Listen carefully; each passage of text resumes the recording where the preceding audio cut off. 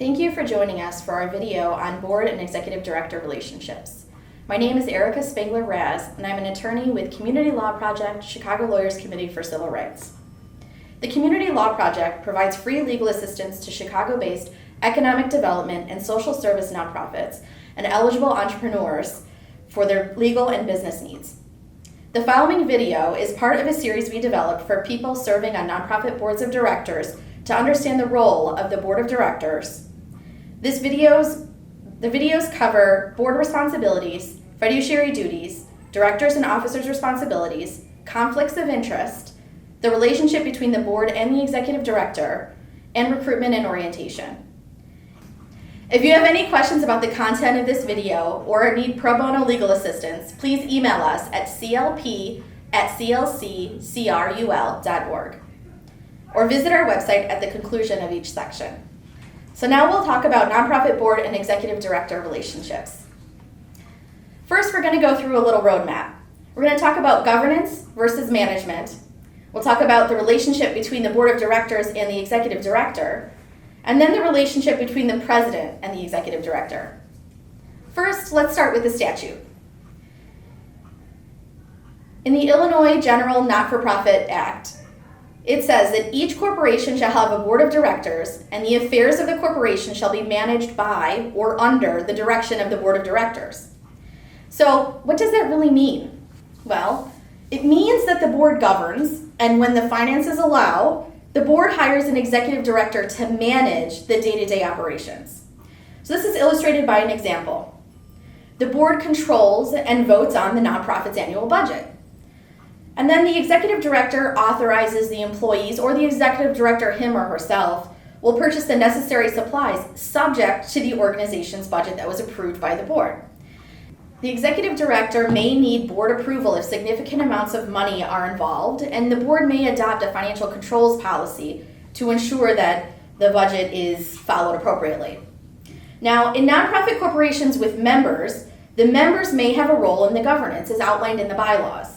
Often with membership nonprofits, such as chambers of commerce, the members may vote on the directors, may vote to remove certain directors, or there may be certain decisions for the members to make, such as merging the organization, dissolving the corporation, or selling its building or any of its largest assets, significantly the most assets of the organization.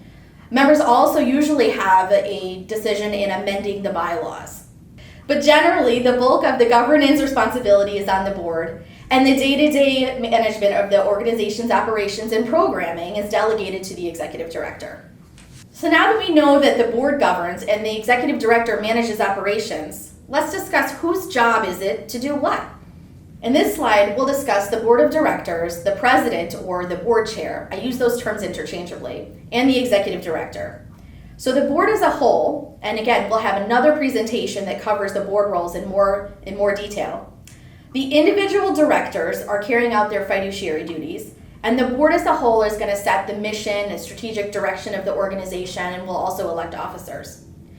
The board chair, or the president, is an officer position, and there are specific duties for each of the officer positions that are, again, discussed in further detail in other videos. The president has a critical job of keeping the board moving along in its strategic plans. The president also helps build the agenda in partnership with the executive director and is responsible for running effective meetings.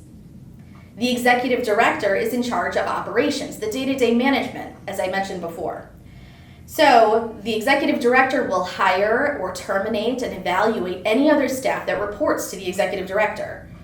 The executive director is involved in program management and evaluating programs and developing new programs, business office activities, marketing and PR, facility oversight, and also volunteer management. And that also includes when board members or directors are volunteering in day-to-day programming. So in general, the big thing to remember is that the board defines and the executive director implements. In this slide, you can see the importance of the arrows. So the arrows are the relationships. In the arrows, you can see that the board will give direction and delegate to the executive director, and the executive director will be reporting and verifying information to the board of directors. And the president or the board chair is essentially a conduit for this. This happens during board meetings, but also can happen in other meetings as well. Now let's go through the arrows, but before we do that, let's talk about some shared roles. Some of the board's role is shared with management. That's because the board as a whole cannot do these functions without the executive director. For example, the executive director can provide on-the-ground information from stakeholders and help create the strategic plan. The board has the authority to vote on the strategic plan and cannot delegate that authority to the executive director. The executive director is then directed by the board to implement the strategic plan. In another example, the board manages and mitigates risk by developing policies and adopting them. The executive director implements those policies and ensures the policies are being covered by other staff that report to the executive director. And then also, the executive director reports to the board about any issues that arise due to the policies. Now let's talk about that one arrow that has the relationship between the executive director and the board as a whole. So the executive director often has more knowledge because they're running the programs in accordance with the board's direction. The board should respect the executive director's knowledge about the stakeholders and the regulatory environment, the nonprofit's programming, and yet the board should not be a rubber stamp. This is true even if the executive director is the founder of the organization.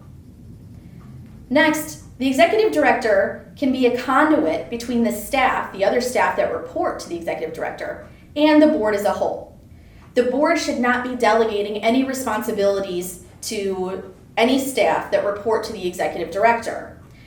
An example is that the board or any individual member of the board should not be delegating or making requests of, say, the development director without the executive director's knowledge. And the board must provide information about programs, progress, and challenges to the board. I often advise boards to be wary when they're only hearing good news. They should ask questions to make sure that they have the whole picture. The board must also support the executive director. And what that means is that the board should recruit an executive director when needed and when there are funds available to do that, evaluate the executive director's performance, and that performance evaluation, by best practice, should be done annually. The performance evaluation should be tied to the strategic plan, the program goals, and also the fundraising goals. The board should also support the executive director by serving as ambassadors and providing strategic advice when asked, and supporting the revenue strategies. And that means that board members should use their networks to support the nonprofit's mission. And finally, we have the relationship between the president and the executive director. Just as the executive director runs the operations in the day-to-day programming of the nonprofit, the president essentially runs the operations of the nonprofit board. Both people need to know their roles and responsibilities and functions so that the mission can be accomplished. The nonprofit can serve its members, stakeholders, constituents, and beneficiaries. This is a really challenging relationship and a really important one. Two people need to really work together. It is best to do that with many interactions so that you can build trust over time. I often recommend board chairs schedule regular phone call check-ins with the executive director to build that trust. It is important to note, because this comes up sometimes, it is important to note that the chair does not supervise the executive director.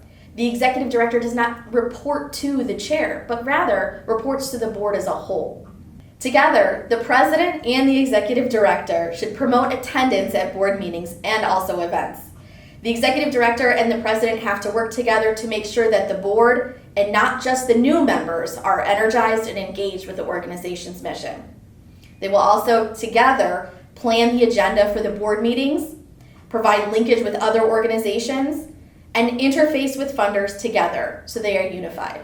Thank you. If you have any questions about the content of this video or need pro bono legal assistance for your organization, please email us at clp@clccrul.org. Thank you.